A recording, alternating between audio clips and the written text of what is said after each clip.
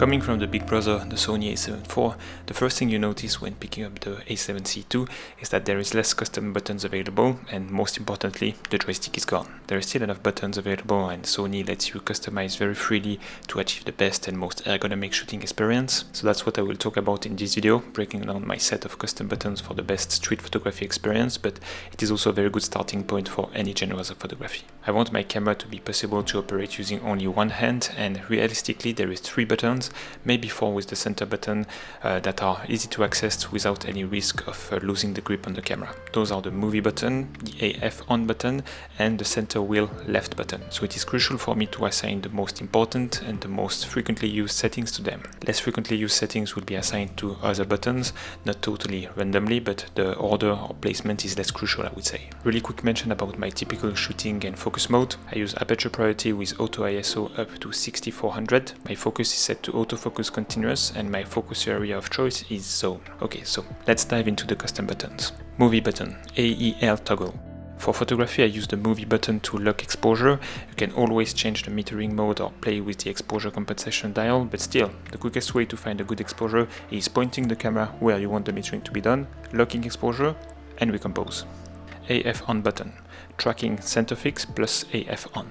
The a7CII use AI to further improve the autofocus over the a7 IV. I find myself not really needing to use the AF on button focusing technique, the one where you disable the focus on the shutter button. Now I trust the autofocus and I usually have it on zone, but my AF on button serves as a way to focus in the center and enabling the tracking focus. It works well on moving subject. You place it in the center of the frame, you press and hold the AF on button, and then you are free to recompose or wait the perfect moment to release the shutter. Center wheel left button, AF/MF selector toggle.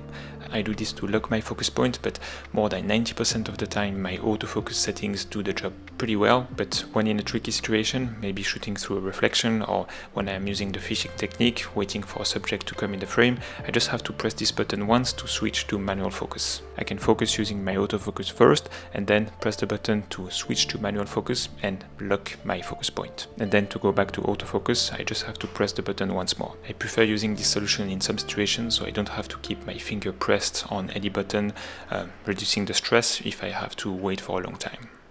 Control wheel. Move autofocus frame left, right, standard. Here is a big part of my solution to deal with the absence of a joystick on the Sony a7CII. As I mentioned before, I like the focus area zone. It is very satisfactory for me, and I like it because it covers a big part of the frame while most of the time focusing on what I want the camera to focus on. With these custom settings, you just have to spin the wheel left or right to make the focus area move accordingly. You can choose either horizontal or vertical movement, and I find the horizontal movement a lot more useful when shooting photos. Center wheel, center button, APS-C Super 35 full frame.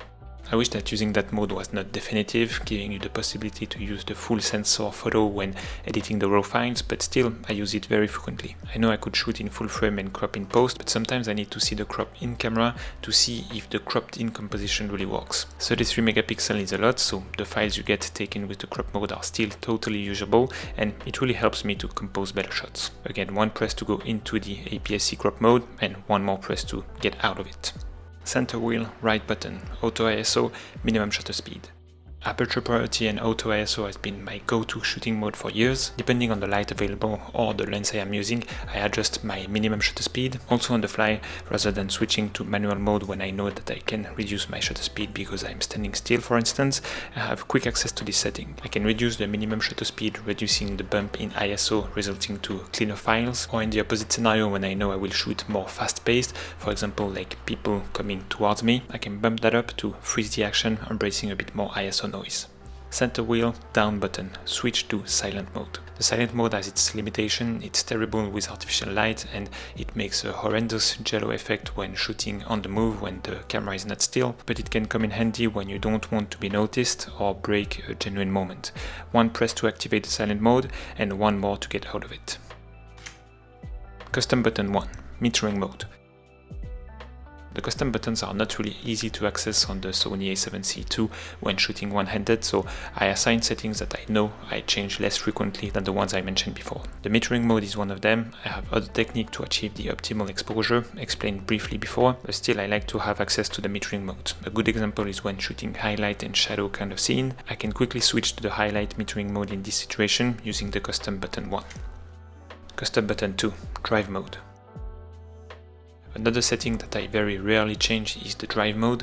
Most of the time I shoot in continuous mid. It's a good balance that lets me take only one picture if I quickly press the shutter, or take a series of pictures if I let my finger press on the shutter.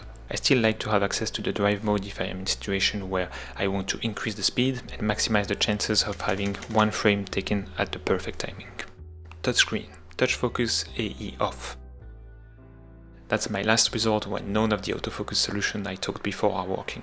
I like using my cameras like cameras, not like smartphone or iPad, so I try to avoid as much as possible to touch the screen. But still I have to admit that it is useful sometimes, and definitely on this camera without the joystick. I can touch the screen to create a new, smaller focus area. I use it especially when I want to focus on small details in any of the corners of the frame.